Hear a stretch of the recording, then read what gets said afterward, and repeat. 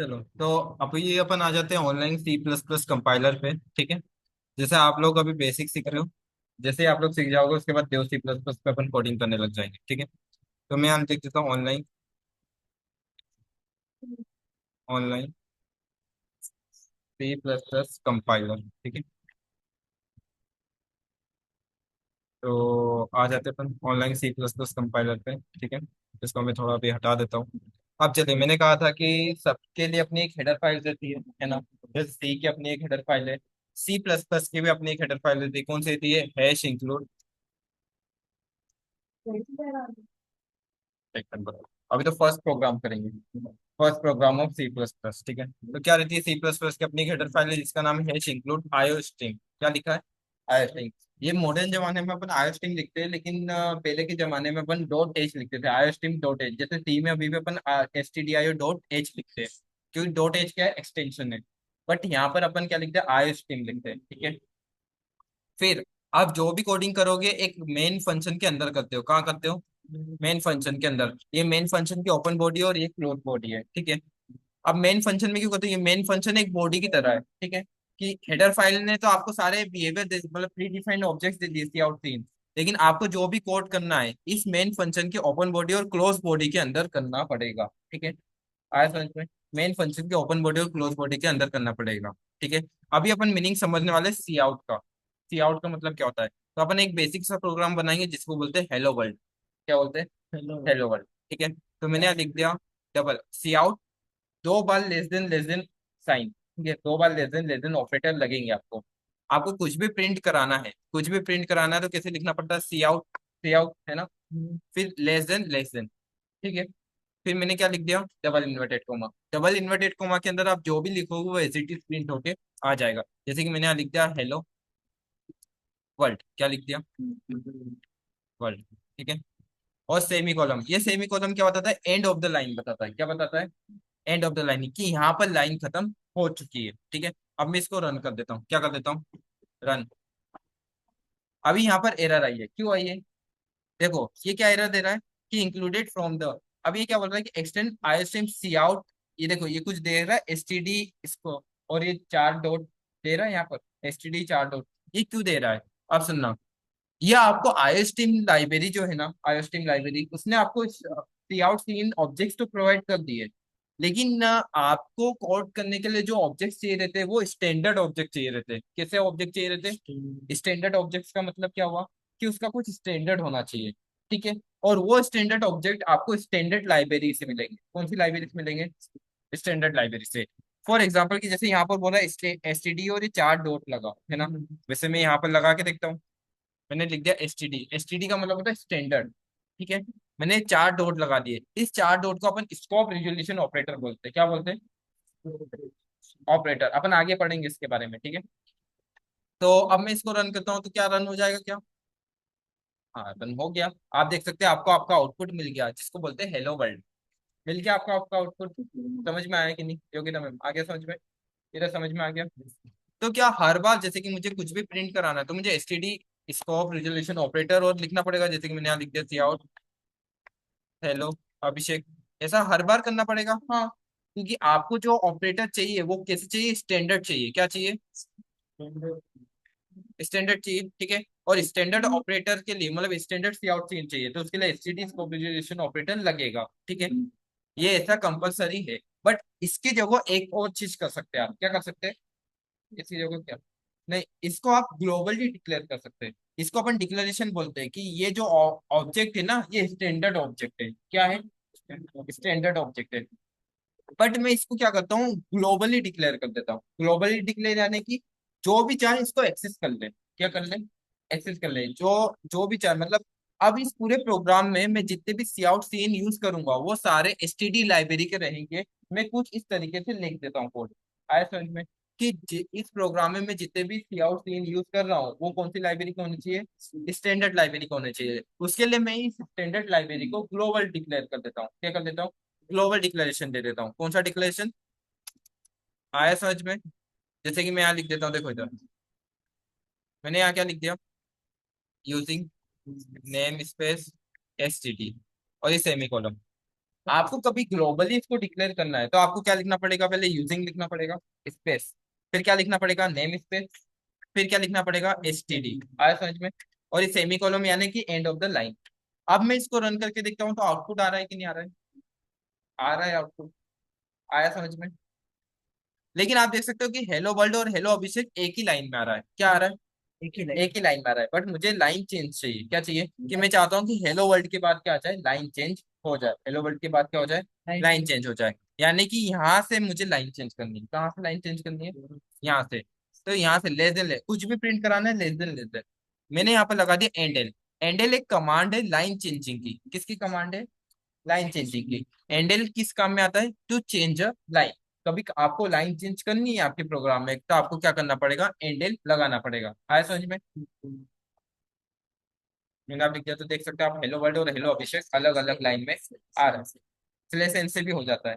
For example की देखो इधर, आप एंडल लगा सकते हो और स्लैश एन भी लगा सकते हो। जैसे कि मैंने यहाँ लिख दिया सी आउट हेलो योगिता, क्या लिख देता हूँ, योगिता, ठीक है। सेमी कॉलम से line, end of the line, है ना? देखो यहाँ पर एक ही लाइन में आया। अब देखो मुझे कहाँ से लाइन चेंज करनी है, अभिषेक से करनी है। तो अभिषेक यानी कि यहाँ से मुझे लाइन चेंज करनी है। कहाँ से करनी है? यहाँ से। तो मैं यहाँ पर स्लेसन लगा देता हूँ। एंडल और स्लेसन आप दोनों चाहो तो यूज कर सकते हो। ऐसा कोई भी कंपलसरी नहीं कि आप एंडल ही यूज करो या स्लेसन। बस लिखने का तरीका देखना। एंडल को आप विदाउट डबल इन्वर्टेड कोमा के अंदर लिखते हो, जबकि स्लेसन को आप डबल इन्वर्टेड कोमा के अंदर लिखना पड़ेगा। लिखने का तरीका समझो। एंडल को आपको double inverted, without double inverted coma के अंदर लिखना पड़ेगा, जबकि स्लेसन को आप डबल इन्वर्टेड कोमा के अंदर लिखना पड़ेगा। ठीक है? आया समझ में? अब इसको रन करके देखते हैं। हो गया रन? देखो, ठीक है। इसके फोटो खींच लो, लिखना। कोड की फोटो खींचो क्योंकि अभी लिखना।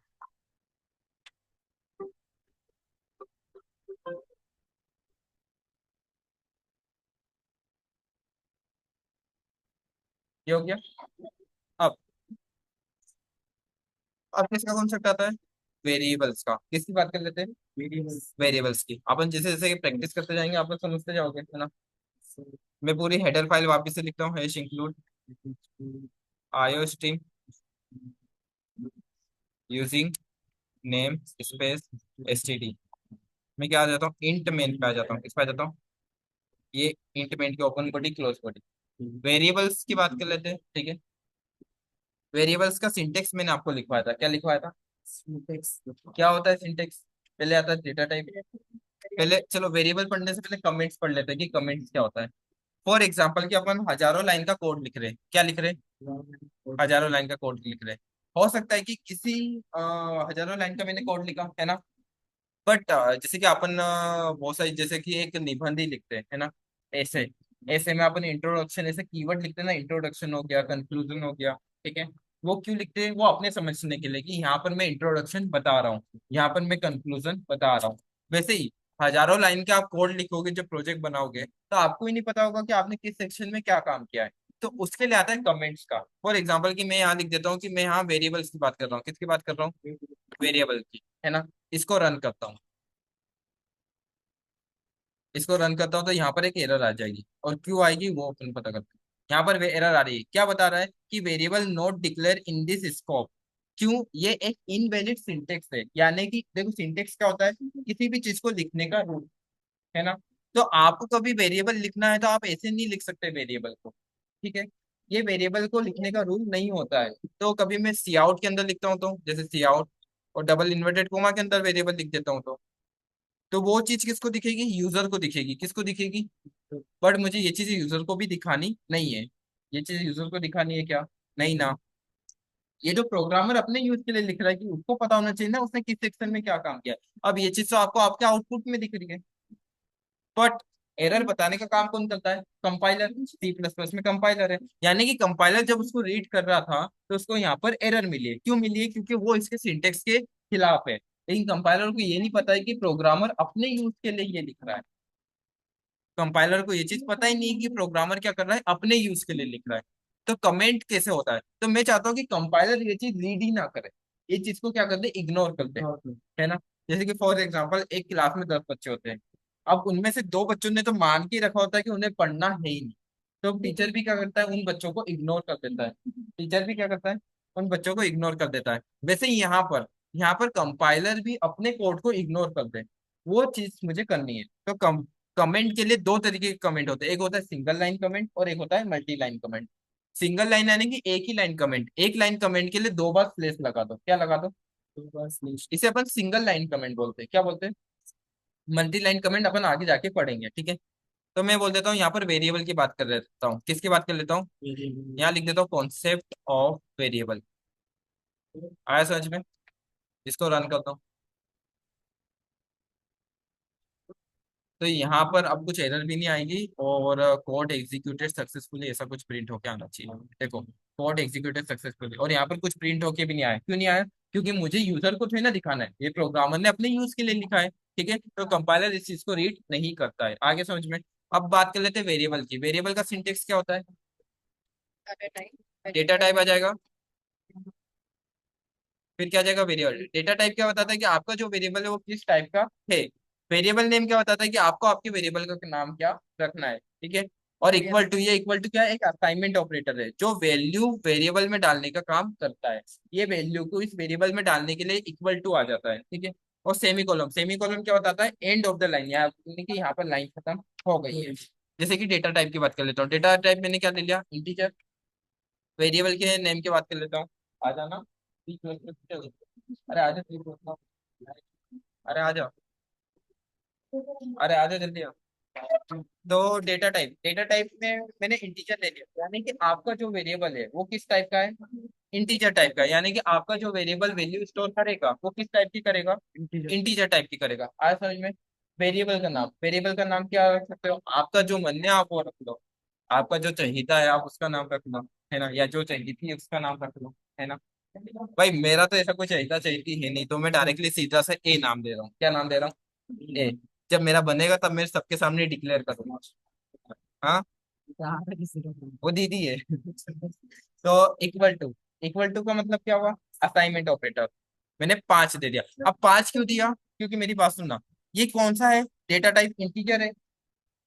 और ये पाइथन ने एक डायनामिक वेरिएबल देता है, मतलब रन टाइम पे आप कोई भी वैल्यू डाल सकते हो। यहाँ पर कभी आपने इंटीजर बोल दिया तो आपको जो वैल्यू लेनी पड़ेगी ना वो किस टाइप की लेनी पड़ेगी, इंटीजर टाइप की लेनी पड़ेगी। किस टाइप की लेनी पड़ेगी, तो ये जो 5 है ये किस में चलेगा, इस ए नाम के वेरिएबल में चले गया। और किसके, मतलब किसके द्वारा गया, इस असाइनमेंट ऑपरेटर के द्वारा गया, किसके द्वारा गया, यानी कि ए इक्वल टू 5, यानी कि रैम में एक मेमोरी बनी होगी जिसका नाम क्या होगा, ए होगा। और जिसकी वैल्यू क्या होगी, 5 होगी, और जिसका टाइप क्या होगा, इंटीजर होगा। जिसका टाइप क्या होगा, इंटीजर। आया समझ में। अब मुझे इस वैल्यू को प्रिंट करना है, तो कैसे करूंगा, मैं बोल देता हूँ सी आउट, एक लेस देन एक। अब डबल इन्वर्टेड कोमा के अंदर ए को प्रिंट करके देखता हूँ, तो क्या ये इसके अंदर की वैल्यू देगा क्या, चला के देखते हैं इसको। ए प्रिंट कर दिया, यानी कि डबल इन्वर्टेड कोमा में आप जो भी चीजें प्रिंट करोगे वो एज इट इज प्रिंट हो जाएगी, ठीक है। तो मैं एक काम करता हूँ ना, without without double inverted coma में प्रिंट करके देखता हूँ, कैसे, विदाउट डबल इन्वर्टेड कोमा में मैंने ए को प्रिंट करके देखा तो क्या आ रहा है, देखो। विदाउट डबल इन्वर्टेड कोमा में आप किसी भी वेरिएबल को प्रिंट करोगे तो वो उसके अंदर की वैल्यू दे देगा, ठीक है। आया समझ में। अब इसको आप थोड़े अच्छे तरीके से भी लिख सकते हो, पहले यहाँ पर मैं एंडल लगा देता हूँ लाइन चेंजिंग के लिए, ठीक है। मैं यहाँ लिख देता हूँ सी आउट, मैं लिख देता हूँ वैल्यू ऑफ ए इज, और मैं क्या कर देता हूँ यहाँ पर लेस देन ए को प्रिंट कर देता हूँ, है ना। और यहाँ पर लाइन चेंजिंग के लिए एंडल लगा देता हूँ सेमी कॉलम, ठीक है। अब क्या आएगा देखो, वैल्यू ऑफ ए इज ऐसा प्रिंट होगा क्योंकि डबल इन्वर्टेड कोमा में आप जो भी लिखते हो वो प्रिंट होता है। फिर ए की वैल्यू प्रिंट हो जाएगी, क्यों, क्योंकि ए की वैल्यू आप प्रिंट करा रहे हो तो डायरेक्टली क्या प्रिंट हो जाएगा, 5 प्रिंट हो जाएगा। आया समझ में, रन करके देखते हैं। और कुछ, अरे इधर आ गया समझ में। वैसे ही आप फ्लोट के साथ कर सकते हो। ये कॉन्सेप्ट ऑफ डेटा टाइप लिख लेना, वेरिएबल मत लिखना, अभी डेटा टाइप का बता रहा हूँ, है ना। वेरिएबल में अपन वेरिएबल्स के रूल्स लिखेंगे, डेटा टाइप, ठीक है। अब जैसे कि फ्लोट ले लेता हूँ, मैं क्या ले लेता हूँ, बी इक्वल टू में मैंने 5.25 ले लिया, ठीक है।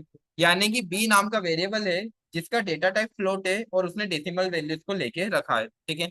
इसको डायरेक्टली लिख दो, value of B is, B की वैल्यू क्या है, मैंने बी की वैल्यू प्रिंट करा दी, एंड अब क्या प्रिंट होगा, वैल्यू ऑफ बी इज, ऐसा प्रिंट होगा। और क्या प्रिंट हो जाएगा, बी की वैल्यू प्रिंट हो जाएगी जो भी है 5.25, राइट। चला के देख लो, ठीक है। वैसे ही डबल ले लो, डबल सी इक्वल टू में क्या आ जाएगा, 5.256, ऐसा कुछ है ना, सेमी कॉलम। तो मैं यहाँ लिख देता हूँ value of C is, value of C is, और यहाँ पर मैंने सी को प्रिंट कर दिया, और यहाँ पर क्या लिख दिया, एंडल, क्या लिख दिया, चला है, ठीक है। कैरेक्टर लेना है, कैरेक्टर के लिए डी नाम का वेरिएबल ले लिया, और यहाँ पर सिंगल अल्फाबेट ले लिया, ठीक है। आपको कभी कोई भी कैरेक्टर वैल्यू लेनी पड़ती है तो वो एक ही टाइम पे आप एक ही कैरेक्टर ले सकते हो, मल्टीपल कैरेक्टर नहीं ले सकते, ये याद रखना। मैं यहाँ लिख देता हूँ value of D is, value of D is, ठीक है, ठीक है। आया समझ में। एक काम करते हैं, इसकी वर्ड फाइल बना देते हैं, है ना। फोटो वोटो खींचोगे कोई मतलब नहीं रहेगा, मैं एक काम करता हूँ, एक वर्ड फाइल लेता हूँ। वर्ड फाइल लूँ ना कि नोट पैड।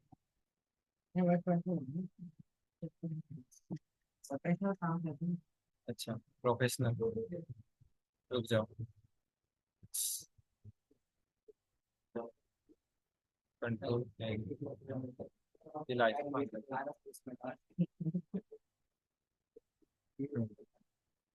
मैं इसको कॉपी कर लेता हूँ, है ना।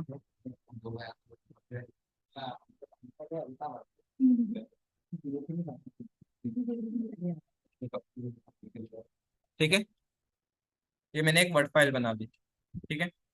इसको मैं सेव भी कर लेता हूँ, इस नाम से डेस्कटॉप पे करना है ना, डी से डाउनलोड पे कर लो, और मैं यहाँ लिख देता हूँ डी से, ठीक है, ठीक है। ये फाइल आप लोगों को मिल जाएगी, है ना।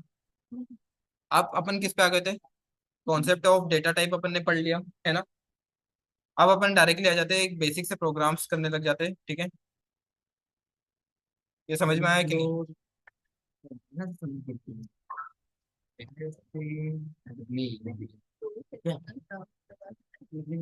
गुस्सा, मेन फंक्शन पे आ गया मैं, ठीक है। अब चलो किसकी बात कर लेते हैं अपन, तोड़ दे।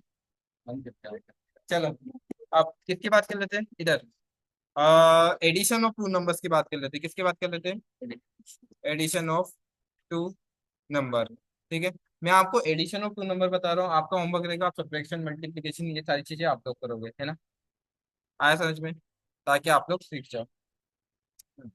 अब मेरी बात सुनो, एक ही डेटा टाइप्स के कभी वेरिएबल थे तो उसको आप कॉमा की तरह डिक्लेयर कर सकते हो। फॉर एग्जांपल कि मैंने इंटीजर लिया, मुझे तीन वेरिएबल लेने इंटीजर टाइप के, कितने टाइप्स के, तीन वेरिएबल इंटीजर टाइप के लेने, ठीक है। तो मैंने a इक्वल टू 5 ले लिया, कोमा b इक्वल टू 4 ले लिया, कोमा c को ऐसे रख दिया, डिक्लेयर करके छोड़ दिया।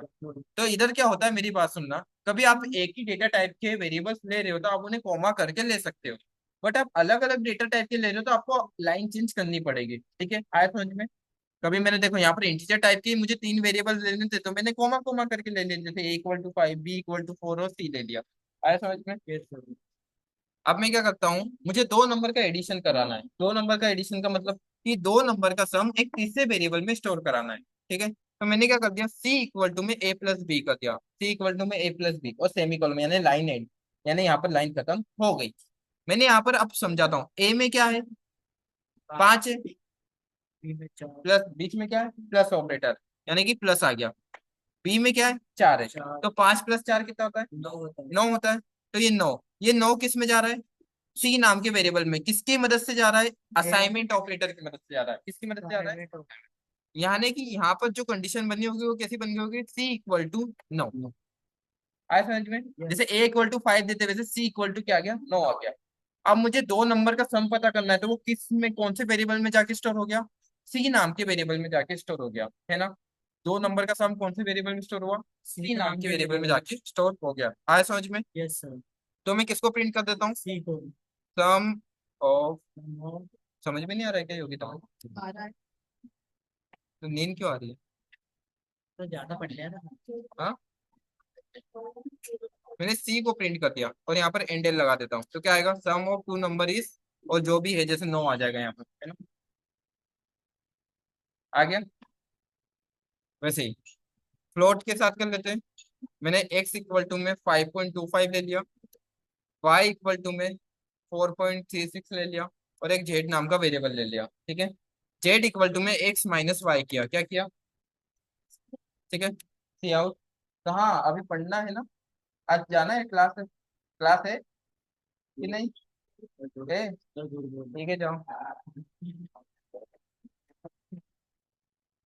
मतलब हाँ, एक दिन आया तो पूरी भरी भरी दिखी, तो मेरे को बैठने तक की जगह नहीं मिली थी ना, उसके बाद दो पे ना, फिर जमा करके चले गए, फिर जमा करके गए।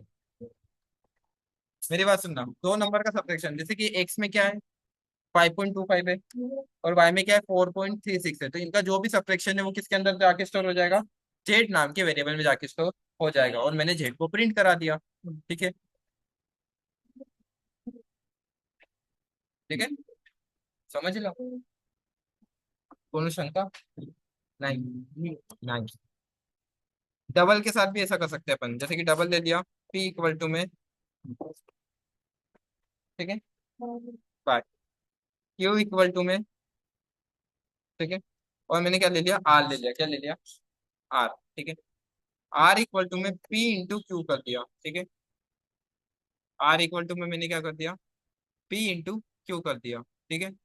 और अब मैं किसको प्रिंट करा रहा हूँ, अब देखो, दो नंबर का मल्टीप्लीकेशन किसके अंदर स्टोर हो गया, आर के अंदर स्टोर हो गया, दो नंबर का मल्टीप्लीकेशन किसके अंदर स्टोर है, तो मैं किसको प्रिंट करा देता हूँ, आर को, सी आउट, मल्टी इज लिख देता हूँ, और क्या लिख देता हूँ, आर, ठीक है। आया समझ में, आ गया, चला देते हैं, ठीक है। अब आप लोगों को क्या टास्क है, जैसे इंटीजर से मैंने सिर्फ एडिशन किया है, तो हम मल्टीप्लीकेशन सब्ट्रैक्शन ये सारी चीजें आप लोग करेंगे। फ्लोट से मैंने सब्ट्रैक्शन किया है, तो मल्टीप्लीकेशन डिवीजन एडिशन ये आप करना। डबल से मैंने मल्टीप्लीकेशन किया, तो ये सब भी आप करेंगे, एडिशन और सब्ट्रैक्शन, है ना। ये सारी चीजें आपका होमवर्क है। आया कि नहीं समझ में, तो आ गया समझ में। यस, इसको मैं कॉपी कर लेता हूँ, और इसको मैं वर्ड फाइल में पेस्ट कर देता हूँ,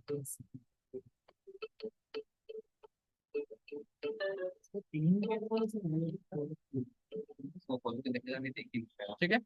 और इसको मैं सेव कर देता हूँ। चलो, तो आज के लिए इतना ही बहुत है ना।